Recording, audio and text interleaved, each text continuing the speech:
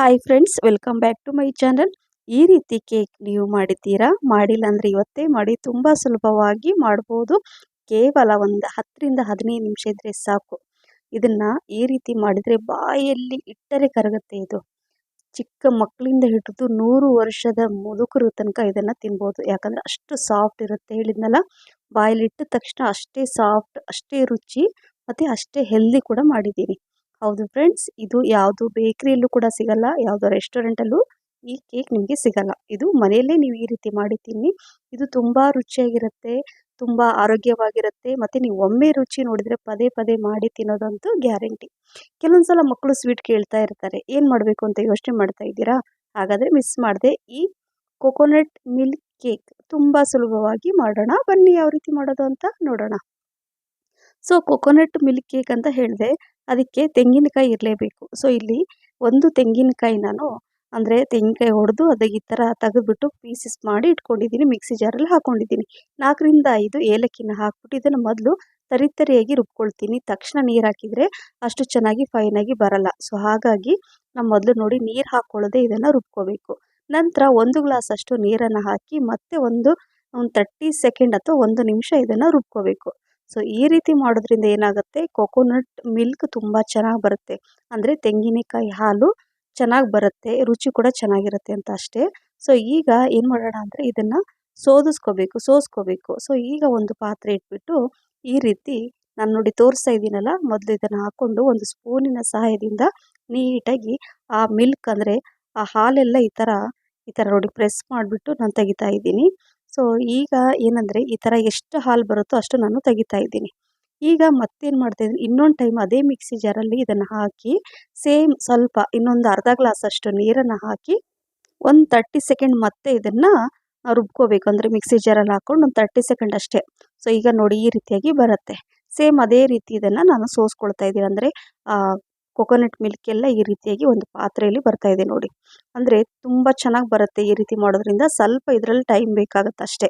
So ನೋಡಿದ್ರಲ್ಲ, ಒಂದು ದೊಡ್ಡ ಕಪ್ಪಲ್ಲಿ ಅಂದರೆ ಒಂದು 2 ಗ್ಲಾಸ್ ಅಷ್ಟು ಆಲ್ಮೋಸ್ಟ್ ಇದಿದೆ. ಸೊ ಈಗ ಇದನ್ನು ಸೈಡಲ್ಲಿ ಇಟ್ಕೊಂಡು ಈಗ ಇಲ್ಲಿ ನಾನು ಹೇಳಿದೆ ತುಂಬ ಹೆಲ್ದಿಯಾಗಿ ಮಾಡ್ತಾ ಇದ್ದೀನಿ ಅಂತ. ಹೆಲ್ದಿಯಾಗಿ ಮಾಡ್ತಾ ಇರೋದಂದರೆ ಸಕ್ಕರೆ ಹಾಕ್ತಾ ಇಲ್ಲ, ಬೆಲ್ಲ ಹಾಕ್ತಾ ಇಲ್ಲ, ಮತ್ತೇನು ಹಾಕ್ತಾ ಇದ್ದೀನಿ ಅಂತ ಯೋಚನೆ ಮಾಡ್ತಾ ಇದ್ದರೆ ಇಲ್ಲಿ ನಾನು ಕಲ್ಲು ಸಕ್ಕರೆ ಹಾಕ್ತಾ ಇದ್ದೀನಿ. ರಾಕ್ ಶುಗರ್, ಅದು ಈ ಕೆಂಪು ಕಲ್ಲು ಸಕ್ಕರೆಯನ್ನು ಹಾಕ್ತಾ ಇದ್ದೀನಿ. ಈ ಕೆಂಪು ಕಲ್ಲು ಸಕ್ಕರೆ ಒಂದು ಅರ್ಧ ಬಟ್ಲಷ್ಟು ನಿಮ್ಮ ರುಚಿಗೆ ಅನುಗುಣವಾಗಿ ಹೆಚ್ಚು ಕಡಿಮೆ ನೀವು ಹಾಕೋಬಹುದು. ಸೊ ಇಲ್ಲಿ ನೋಡಿ ಈ ಥರ ನಾನು ಪೌಡ್ರ್ ಮಾಡ್ಕೊಳ್ತೀನಿ, ಯಾಕಂದರೆ ಬೇಗ ಕರಗಲಿ ಅಂತ.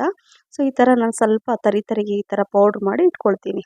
ಇದು ಶೀತ, ಕೆಮ್ಮು, ನೆಗಡಿ ಇದ್ದರೂ ಕೂಡ ಈ ಕೆಂಪು ಕಲ್ಲು ಸಕ್ಕರೆಯಿಂದ ದೂರ ಆಗುತ್ತೆ ಮತ್ತು ಆರೋಗ್ಯಕ್ಕೆ ತುಂಬಾ ಒಳ್ಳೆಯದು. ಸೊ ಈಗ ಇಲ್ಲಿ ಒಂದು ಪಾತ್ರೆ ಕೂಡ ಇಟ್ಕೊಂಡಿದ್ದೀನಿ. ಗ್ಯಾಸ್ ಫ್ಲೇಮನ್ನು ಕೂಡ ಆನ್ ಮಾಡಿ ಇಟ್ಟಿದ್ದೀನಿ. ಈಗ ಈ ಹಾಲನ್ನು, ತೆಂಗಿನಕಾಯಿಯನ್ನು ಇದರಲ್ಲಿ ಹಾಕ್ಕೊಂಡು ನಂತರ ಈ ಕೆಂಪು ಕಲ್ಲು ಸಕ್ಕರೆ ಕೂಡ ಅದರಲ್ಲಿ ಹಾಕ್ಕೊಳ್ತಾ ಇದ್ದೀನಿ. ಮೊದಲು ಇದನ್ನು ಚೆನ್ನಾಗಿ ಕಲ್ಲು ಸಕ್ಕರೆ ಎಲ್ಲ ಚೆನ್ನಾಗಿ ಕರಗಬೇಕು. ಕರಗೋ ತನಕ ಜಸ್ಟ್ ಒಂದು ಕುದಿ ಬರುತ್ತಲ್ವ, ಅಲ್ಲಿವರೆಗೂ ಇದನ್ನು ಕುದಿಸ್ಕೊಳ್ಳೋಣ. ಈಗ ಹೇಳಿದೆ ನಾನು ಇಲ್ಲಿ ಅಗರ್ ಅಗರ್, ಇದು ಈ ರೀತಿಯಾಗಿ ಏನಾದರೂ ಈ ಜಲ್ಲಿ ಕೇಕ್ ಅಥವಾ ಜಲ್ಲಿ ಐಟಮ್ಸ್ ಏನಾದರೂ ಮಾಡ್ತೀವಲ್ವ, ಸೊ ಹೆಚ್ಚಾಗಿ ಬೇಕರಿಯಲ್ಲಿ ಇದನ್ನು ಯೂಸ್ ಮಾಡ್ತಾರೆ. ಇದನ್ನು ನಾನು ಯೂಸ್ ಮಾಡ್ತಾ ಇದ್ದೀನಿ. ಈ ಅಗರ್ ಅಗರ್ ಪೌಡರ್ 10 ಗ್ರಾಮ್ ಅಷ್ಟಿದೆ. ಸೊ ಇದನ್ನು ಒಂದು ಬಟ್ಲಲ್ಲಿ ಹಾಕ್ಕೊಂಡು ನೋಡಿದ್ರಲ್ಲ 2 ಟೀ ಸ್ಪೂನ್ ಅಷ್ಟು ಇದೆ. ಸ್ವಲ್ಪ ನೀರು ಹಾಕ್ಕೊಂಡು ಇದನ್ನು ಕಲಿಸ್ಕೋಬೇಕು. ಡೈರೆಕ್ಟಾಗಿ ಪೌಡ್ರ್ ಹಾಕಿದರೆ ಏನಾಗುತ್ತೆ, ಗಂಟಾಗೋ ಚಾನ್ಸಸ್ ಇರುತ್ತೆ. ಹಾಗಾಗಿ ಮೊದಲು ಸ್ವಲ್ಪ ನೀರು ಹಾಕ್ಕೊಂಡು ನೋಡಿ ಈ ರೀತಿ ಯಾವುದೇ ಗಂಟು ಇಲ್ಲದೆ ಇರೋ ರೀತಿಯಲ್ಲಿ ನಾನು ಕಲಿಸ್ಕೊಂಡು ಇಟ್ಕೊಂಡಿದ್ದೀನಿ. ಈಗ ಇದೇನು ಕುದೀತಾ ಇದೆ ಅಲ್ವಾ ಹಾಲು, ಸೊ ಅದನ್ನು ಈ ಥರ ಕುದಿಯೋ ಟೈಮಲ್ಲಿ ಈಗ ಕಲಸಿಟ್ಟಿರುವಂತಹ ಈ ಅಗರ್ ಅಗರ್ ಪೌಡ್ರನ್ನ ಇದರಲ್ಲಿ ಹಾಕ್ಕೊಳ್ತಾ ಇದ್ದೀನಿ. ಹಾಕ್ಕೊಂಡು ಜಸ್ಟ್ ಒಂದು ಕುದಿ ಅಥವಾ ಒಂದು 2 ನಿಮಿಷ ಸಾಕು. ಒಂದು ಪಿಂಚಷ್ಟು ಇದು ಫುಡ್ ಕಲರ್ ಹಾಕ್ತಾ ಇದ್ದೀನಿ. ಇದು ಆಪ್ಷನಲ್, ಹಾಕೋದಾದರೆ ಹಾಕ್ಬೋದು, ಇಲ್ಲಾಂದರೆ ಸ್ಕಿಪ್ ಕೂಡ ಮಾಡಿ. ಸೊ ಈಗ ಅದು ಜಸ್ಟ್ ಕುದೀತಾ ಇದೆ ಅಲ್ವಾ, ಸೊ ಒಂದು ಕುದಿ ಬಂದರೆ ಸಾಕು ಅಂತ ಹೇಳಿದೆ ನಿಮಗೆ.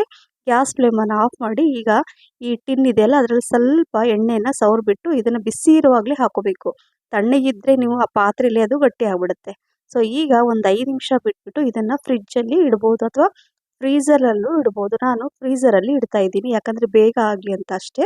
ಸೊ ನೋಡಿ ಈಗ ನಾನು ಒಂದು 10ರಿಂದ 15 ನಿಮಿಷ ಅಥವಾ ಒಂದು ಅರ್ಧ ಗಂಟೆ ಕೂಡ ನೀವು ಇಡ್ಬೋದು ಟೈಮ್ ಇದ್ದರೆ. ಈಗ ಆದರೆ ಫ್ರೀಝರಿಂದ ತೆಗೆದುಬಿಟ್ಟು ನಾನು ನಿಮಗೆ ತೋರಿಸ್ತಾ ಇದ್ದೀನಿ.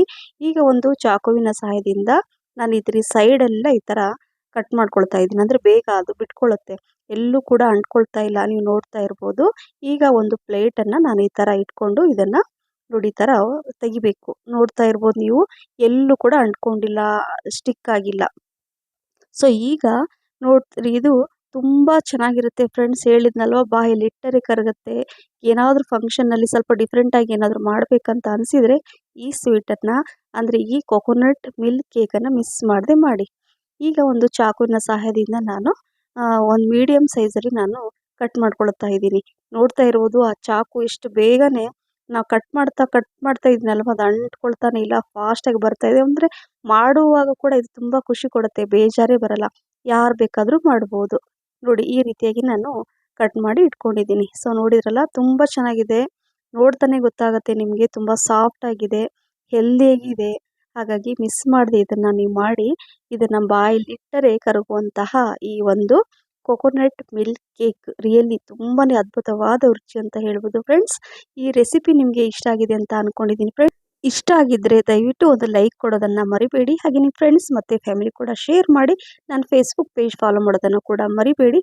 ಮತ್ತೆ ಇನ್ನೊಂದು ಹೊಸ ರೆಸಿಪಿ ಜೊತೆ ಸಿಗ್ತೀನಿ. Thank you for watching. Bye.